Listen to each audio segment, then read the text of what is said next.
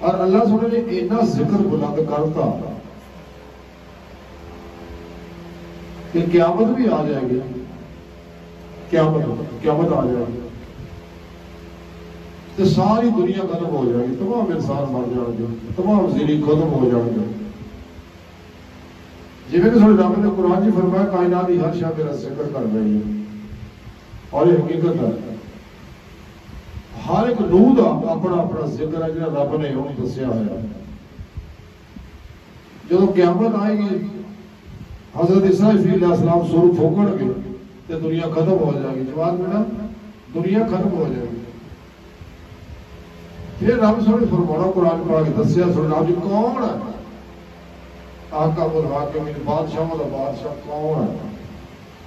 تو کسی بھی نہیں بولنا، کوئی ہوگا نا بولوں گا نا. مخلوق کا کباب بھی اللہ نے ختم کر دیا. جب مخلوق ختم ہو گئی ساری تو اللہ کا ذکر بھی ختم ہو گیا، ذکر بھی رک گیا.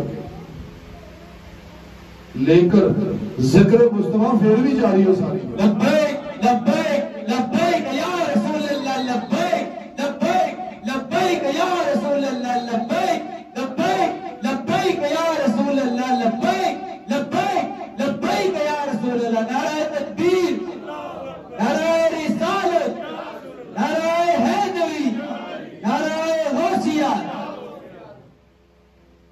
کہ ذکر مصطفیٰ جنہیں جاری رہنا ہے اور ہمیشہ ہی جاری رہنا ہے. قیامت بھی آ جانی ہے، حساب کتاب بھی ہو جانا، جنت یا جنت چلے جانا، دوزگیاں دوزگے چلے جانا. اس کو بعد جنت والے جنت اللہ کے انعامات کو استفادہ کرتے ہوں گے، تو دوزخ والے دوزگے ڈنڈے کھاتے ہوں گے، آگ دیا برجاں مار کھاتے ہوں گے، سزاواں بھوگتے ہوں گے اپنے اپنے اعمال کے مطابق.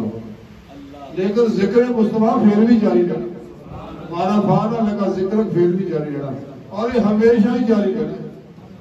تا وہ حد کوئی نہیں ہے.